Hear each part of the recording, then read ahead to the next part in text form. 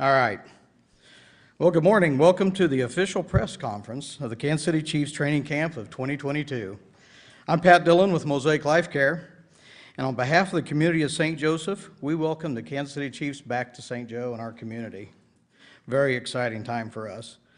For the 12th year, we are honored to be the presenting partner and sponsor of the official healthcare provider at Kansas City Chiefs Training Camp. Mosaic Life Care has been the official sponsor, and we're very proud of that opportunity.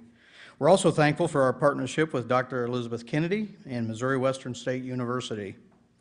I'd also like to take a moment to thank the City of St. Joe, our Mayor John Josendale. I think I saw the mayor here somewhere.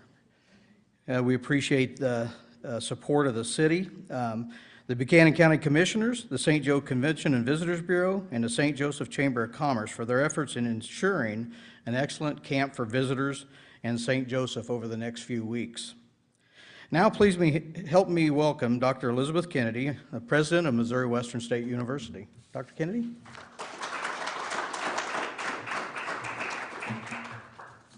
Well, thank you, Pat, and good morning, and welcome to Missouri Western State University. It has been our distinct honor and privilege to host the summer training camp of the Kansas City Chiefs, as Pat said, for the last 12 years. Now, as we all know, Chiefs Kingdom has a devoted fan base that extends beyond Missouri and throughout the United States and internationally. There are literally Chiefs fans across the globe. But for just a few weeks through the end of July through mid-August, the spotlight of Chiefs Kingdom shines on Missouri Western and the city of St. Joseph. And here at Missouri Western, we are energized by the excitement and enthusiasm that tens of thousands of Chiefs fans bring to our campus every year. But we're also grateful for the opportunity that the training camp provides to the students from our university and from universities across the country. Students who get hands-on experience working with a world-class organization like the Chiefs through our internship program. And most importantly, we're also thrilled to have the opportunity to showcase our great university and the beautiful community of St. Joseph in the national and international arenas. Now, for the first time since the Super Bowl win, training camp will return to the experience that fans have known and loved. The rush of getting that best seat in the stands, watching players work out close and refining their skills, and my favorite of all, seeing the kids line the fence after practices, waiting for that special autograph. What memories are we waiting to be made here today? I just can't wait. Finally, let me offer just a little bit of gratitude, first, for the many, many Missouri Western State University employees who work so very hard, BC, DC, and AC, before camp, during camp, and after camp, making sure that our guests are well accommodated and that the training camp goes off without a hitch. Please know your efforts are well appreciated. But none of this would be possible on our own. Missouri Western State University has a number of partners in the community who time and time again have stepped up to help us make training camp happen. And it is now my pleasure to introduce one of those key partners. Mosaic Life Care has been a critical component of the training camp experience, and the relationship between Missouri Western and Mosaic is strong and flourishing. And now, with new leadership in place, I am incredibly pleased to be working with Mike Poore, who was introduced as Mosaic's new Chief Executive Officer in June of this year after serving 3 months as interim CEO. Now, Mike came to St. Joseph with more than 30 years of experience in healthcare, 20 of which are at the CEO level. And he and his wife, Penny, have been welcome and wonderful additions to our St. Joseph community. So with that as introduction, it is my pleasure to ask Mike Poore to come to the podium.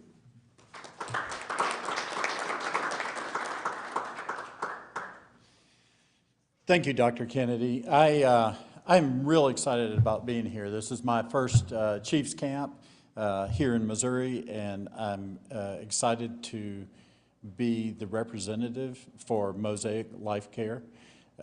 This is really a team effort, and with Missouri Western, St. Joseph, everyone that's involved to be here to host the Chiefs for camp, we are over the moon and very excited to be a part of this.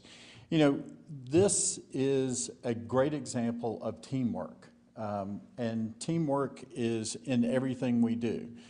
So working with Missouri Western, working with the Kansas City Chiefs, but also the teamwork that happens in our community and in our hospital every day. We have teams that are working in the OR or are working with cancer patients. And so we believe that this is a great partnership with the Kansas City Chiefs. One of the things that we're really thankful for is our partnership with Kansas City Chiefs linebacker Elijah Lee. Elijah is a local player here and is a big part of the community. And when he came here, he wanted to work with the Bartlett Center, which is an amazing center for kids that are facing a lot of challenges. And it's a great, safe place in the community for these children. And I've gotten to know the Bartlett Center better, and Elijah is the one that introduced us. So it shows again how that teamwork comes together. We're honored to provide world-class health care for the team and all of the spectators that will be here during camp. We will have some hot days, and our team will be ready to take care of everyone. Again, I am really humbled to be the one standing here in front of you representing our nurses, our doctors, our caregivers, over 4,600 caregivers in the community here that take care of our patients on a daily basis. One of the things I've gotten asked in my short time here is, you know, why do we sponsor the Chiefs camp? And, you know, to me, it's readily apparent. Who wouldn't want to have this kind of fun? This is going to be a fun year. We're coming out of COVID, so we can enjoy ourselves better at Chiefs Camp. Also, it's an ability to showcase what Mosaic has to offer for the community and for the players as we go through camp. We're proud to partner with the Kansas City Chiefs and officially open the start of Chiefs Camp. Welcome back to St. Joseph, and I look forward to this first training camp for me. Now I welcome Mark Donovan, President of the Kansas City Chiefs, to the podium. Mark? Thanks, Bob. Appreciate it. Thank you very much. I want to start with a shout out to Luke Shano for putting this book together, which has a lot. I'm going to do my best. It's actually very helpful because I do want to go over a lot of details, exciting details about camp, getting back to normal, and also adding some things to make it even more exciting for our fans. But let me first reiterate and start with some thank yous to Dr. Kennedy, new athletic director, Andy Carter. It's exciting to be back, and it's exciting to work with your team. Missouri Western has been an amazing partner with us from the get-go. And every year, we face challenges together, and we figure out solutions together. And every year, we overcome those challenges. And as I've said before in this room, and Pat, you'll remember sometimes outside the dorms, every single rep counts. Every single minute of camp is really, really important. So to have a team like Missouri Western on our side has been extremely, extremely valuable, and we love the partnership we've had here. I want to thank the entire city. It's great to meet the new mayor, John Josendale. It's great to meet Mike and his wife, Penny. And I would tell you that as kind of an outsider, it was strange, like I was welcoming them. Like, this is welcome. We're excited to have you on our team in your hometown and at your university. But we feel like we've been here since Mosaic was Heartland Health, since just about everybody on this podium was somewhere else. And I would tell you this, just, you know, early observations from the mayor to Dr. Kennedy working for a year or two now, and to meeting Mike, I mean, there's an excitement and energy about this town. And while it's exciting for us to be here for a couple weeks, it's really important for us as an organization to give back and to be a part of St. Joe. I've mentioned to this group before that every time I'm here, when I go around town and I'm wearing something like this, people stop me and want to say thank you. I'm excited to have you here, and is there anything you need? And can we show you this place? This makes St. Joe special. So we're really excited to be back. We're really excited to be part of this. I'm excited to get going for camp. Let me just say this about Mosaic. When we started out, it was a really important partnership to have on-site medical care for our players, for our coaches, but also for our fans. And they have delivered again and again and again. And without sharing all the details, because I'll probably violate a bunch of HIPAA laws, there have been, seems like every single year, there's been a situation with either our staff or a player or a fan which really needed urgent care to make sure that we had a positive solution in every single time they've come through for us. So it's extremely valuable, and we're very, very appreciative of Mosaic and appreciate their partnership. So let's get to some of the facts about things you need to know about camp this year. Number one, we keep saying back to normal. The reality is it's going to be more exciting than it's ever been. We've created more opportunities. Our team, Jeremy Slavens, and the entire team that puts this camp on for us, for our fans, has done a great job of making it bigger, better, and a little bit more efficient. So first and foremost, like last year, all tickets need to be reserved on our Kingdom Rewards platform. It's free. Just go to chiefskingdomrewards.com. You can sign up for an account for free, and that's where you get your tickets. Tickets are free with the exception, I think, 3 days, where there'll be a $5 ticket. Parking is $5 each day. As you can imagine, demand and interest is through the roof. So we've made a strategic decision on that. We are going to cap attendance every day. And the reason for that is to make sure that every fan who is in attendance has a really good experience. If you work in the Hunt family organization for less than a week, you quickly learn that the most important thing to us as an organization is our fans. And that starts with Wednesday, which will be our first practice, but that practice is exclusively for our season ticket members. It's an exclusive benefit for our most important partners and members. Camp will then ramp up from there. As was said before, the veterans arrived today, so it'll be a good day to see what kind of outfits show up, which is a typical tradition here.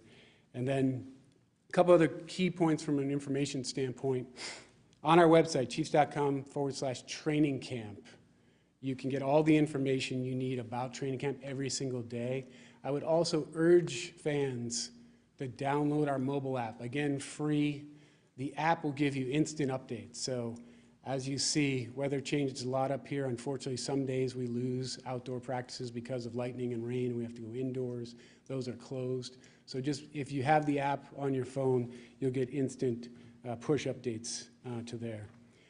Also for the fans, an important point, we do have the clear bag policy here, as we do at the stadium. We employ the same NFL rules here for this. It keeps everybody safe. So the clear bag policy, which you can find if you go to NFL.com, clear bag policy, you'll find it there. I'm going to come back up and answer questions, but before we do that, I want to thank the entire team, again, both our team and the teams we work with, for giving us the opportunity to be here in St. Joe and give us the opportunity to take advantage of every single one of those reps. And for the first time in Mike's career, we're going to bring him up and we're going to present him with a Chiefs jersey. So Mike, if you could join me.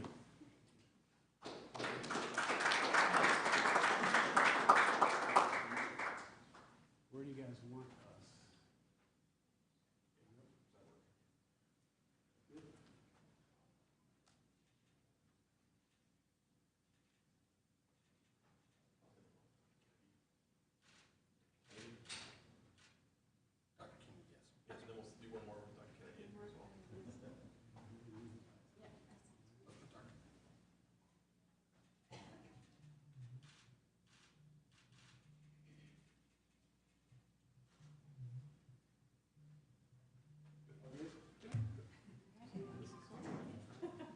You guys want to stay here and answer the questions? Or? Yeah, we can. I was joking. You don't have to deal with the next part. I got it. I think first we'll open it up for questions for anybody up front, and then we'll specifically do Mark's. If anybody has any questions for anybody at the dais, we can do that now. Good? Okay. Mark? Adam? Hi, Adam. Hey, hi, Mark. How you doing? Good. How was your summer? Good, excellent. Great. With the World Cup coming to Kansas City in '26, can you take us through what that means for Arrowhead, say in the short term between now and '26 and then beyond '26? Yeah, first and foremost, the World Cup puts Kansas City on a map it's never been on before.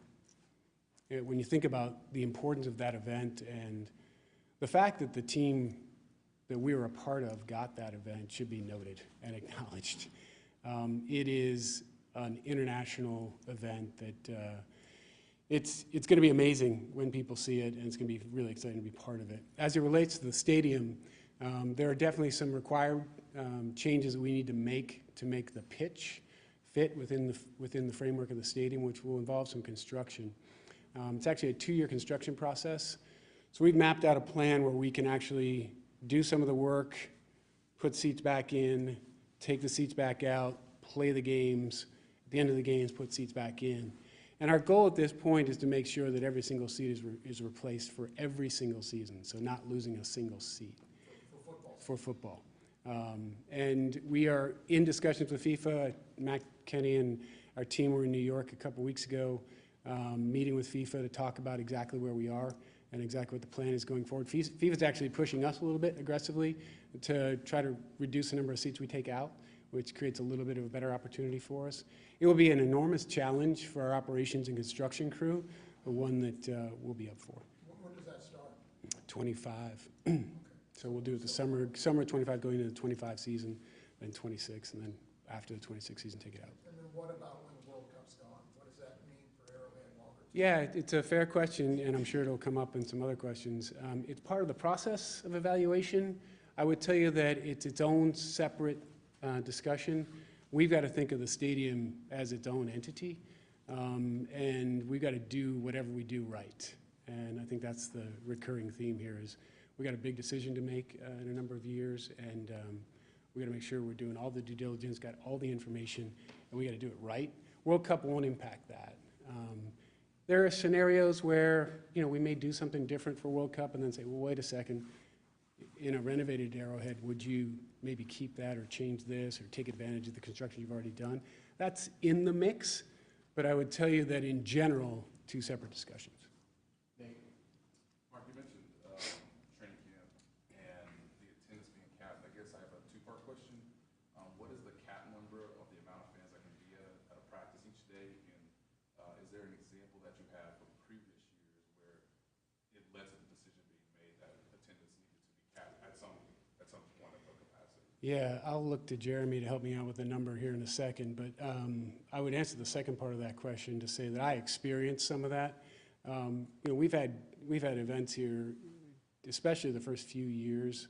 The year we got Andy, the year after Patrick started, when we had a couple days here that were fans drive all the way up here or all the way down here, and they just don't have a great fan experience because they can't see, they can't get anywhere near the autographs, and it's a balancing act as a business operator to make sure that you get the maximum benefit and the maximum number of people in to have a great experience.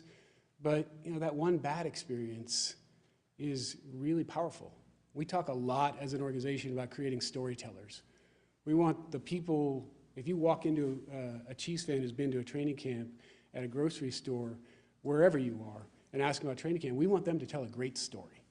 And if that story is, I drove all the way up there and I got here an hour later and I didn't even get to see or get anywhere near an autograph, that's something we try to avoid. And we think with the number of days we have, we can do it pretty effectively. Number, do we have a number? I mean, I think I would tell you that we've had years when it's been, close to 20,000, between 15 and 20,000 people, and that's a bad experience.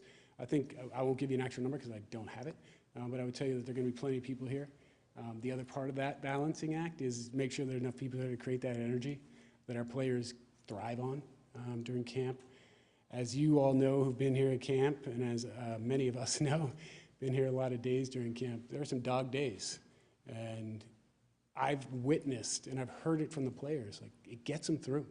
It helps them go that extra rep, and it definitely makes a big difference. Blair? Hey, Mark, a couple quick things.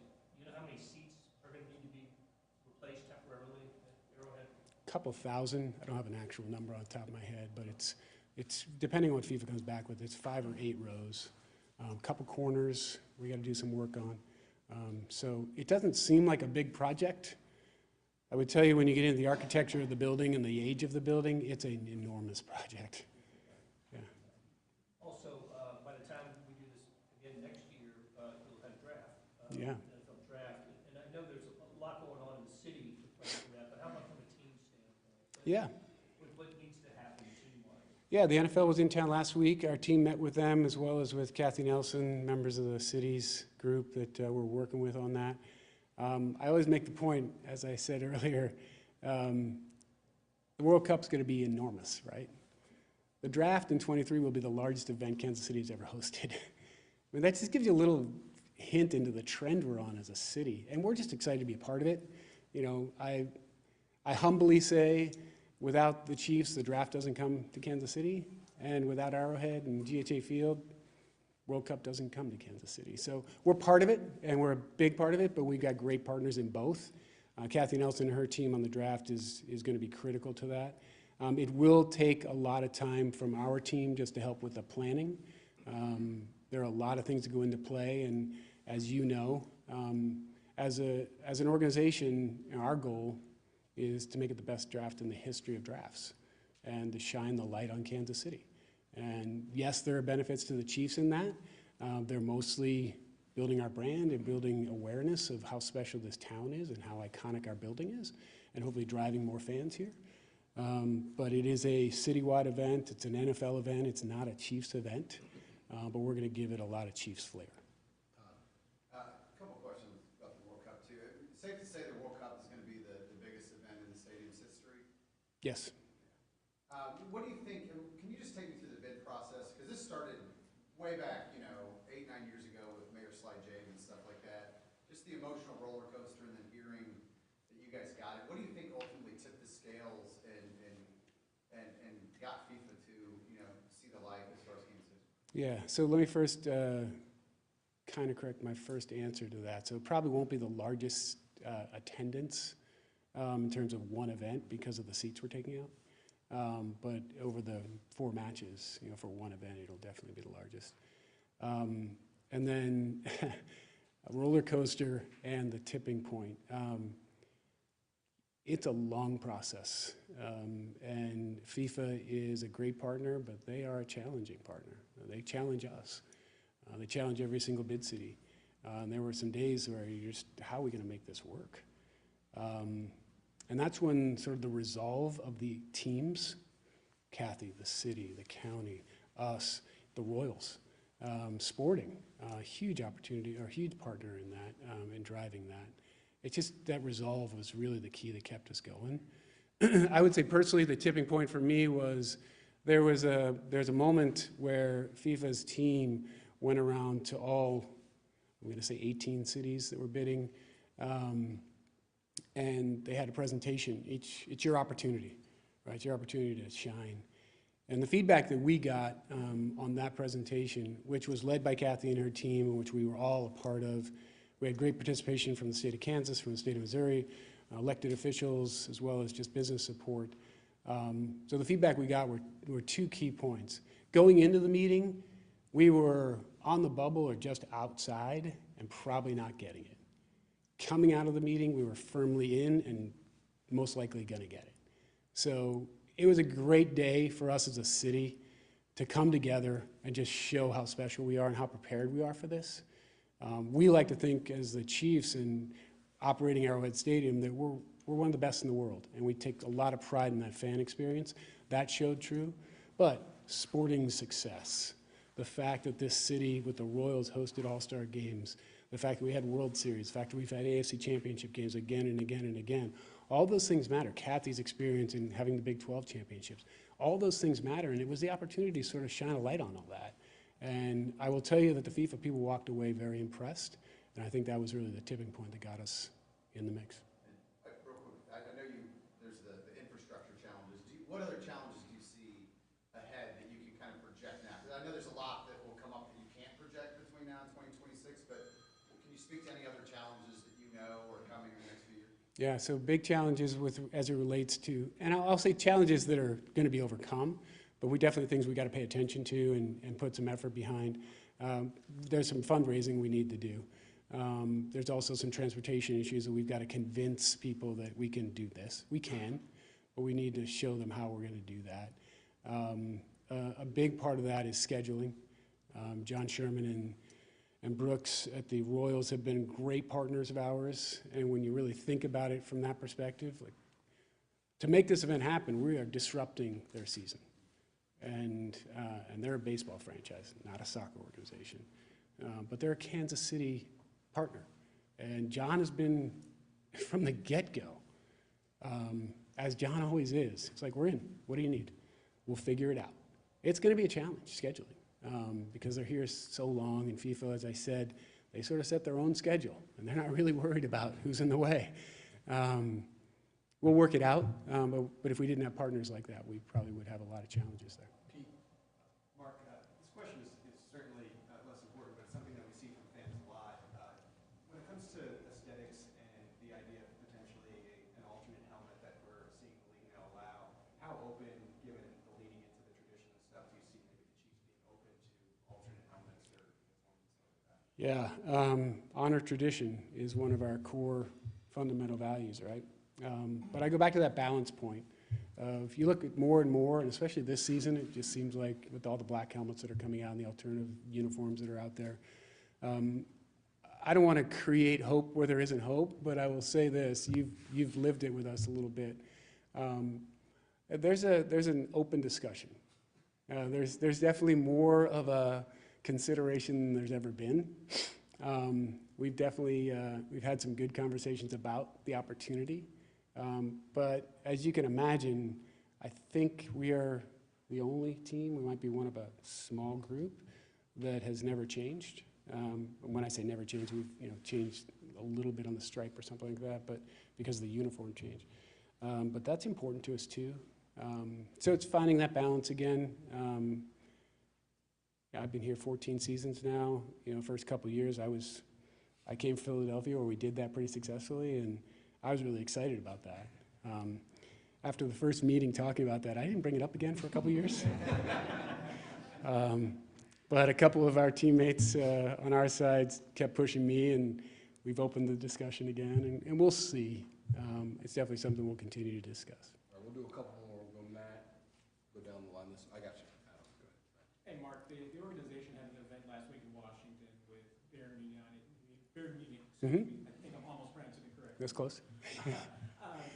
Their brand is just as big, if not bigger, in Germany and Europe than even the Chiefs brand is. How important has been that partnership as far as trying to build that audience and reach an audience in Germany and Europe? Yeah, it's a little bit of the everything is connected story, right?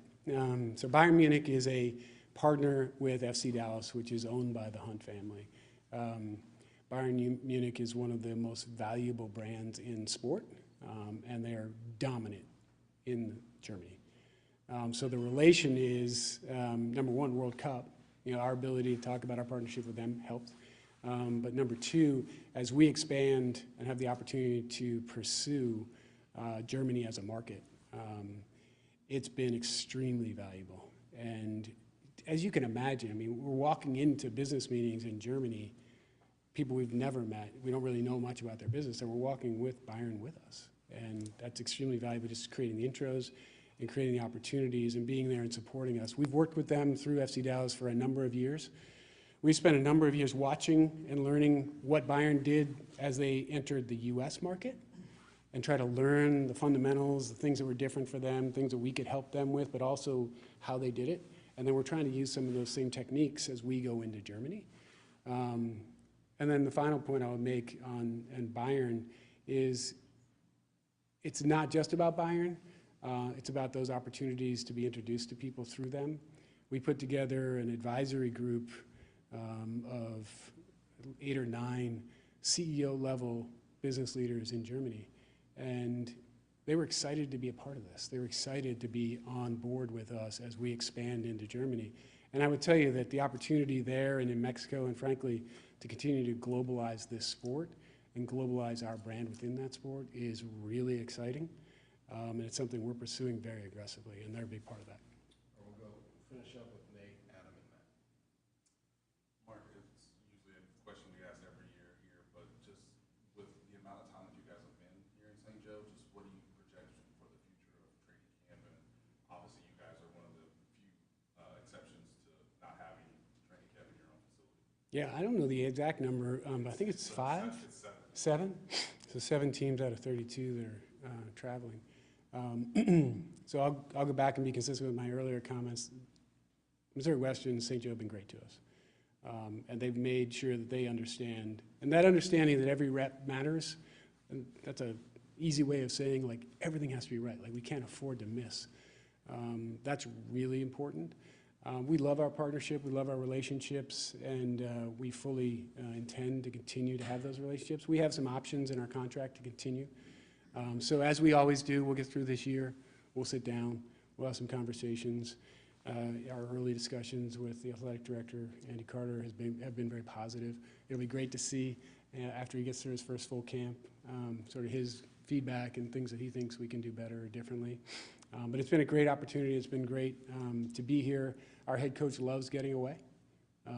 Our players like it. You know, we had those, COVID actually gave us the opportunity to look at different ways of doing this. And I don't want to oversell that they like it because it's training camp. They wouldn't, I think there's an aspect they don't like anywhere. But I think that camaraderie building and that time away is really valuable, and we see it that way. I guess upon that, when you guys went back to the 2020 training camp that was obviously adjusted and had to be for COVID, was there a further understanding from an organizational standpoint, gaining more value out of doing it traditionally that maybe you wouldn't have had not having to go through that experience? Yeah, so I'll give you my opinion on that, and then I would defer to Brett and Andy and the players. But my opinion is that we learned a lot that impacted how we handled OTAs going forward. All right, so we were able to implement different changes in those years that we kept through OTAs. I think training camp will come out of this year. This will be the first real normal one, and we'll do the same thing and see are there things that we could do differently. But I think for this period of time, what we think what Andy has told me, this is really valuable, and we like doing it this way. As you know, the schedule goes back next year, 23, to 9 home games for the Yeah. Chiefs. You anticipate one of those games being played internationally next year? Yeah, I hope so. That's our goal. I know our season ticket members would like to have all of our games be at home. But the reality is that that's one of the reasons we switched to the 17-3. Every team in the league will play internationally now. And we said that when we sat outside on a cold day and talked about the fact that they just announced on us that we were going to London. Every team eventually is going to go international. Every team is going to give up a home game. And that's part of the reason for 9 versus 8. You know, ideally we go and don't give it, but I don't think that's the way the model's designed. That would be a pretty significant anomaly if we were able to do that. But I would tell you this, that there's nothing better than playing at home, but the opportunity to play regular season games internationally is going to benefit every aspect of this organization and our fans. And yeah, there's some long lines there. You got to connect the dots, but trust me in that it will benefit all of us. Would you have a preference next year's game, Mexico or Germany? Yeah, our preference right now is Germany. If you look at where we are in Germany and the investments that we're making in Germany, number one, it's a much richer opportunity for us. To give you some perspective, 4 teams that have the rights in Germany, us, Bucks, Panthers, and Patriots, thank you. So all big brands, all aggressive teams. We went from middle of the pack to the fastest amongst those teams in social growth over the last 2 months. So we actually put a concerted effort in. Now we've seen the benefits of that concerted effort, and we think the opportunity is enormous.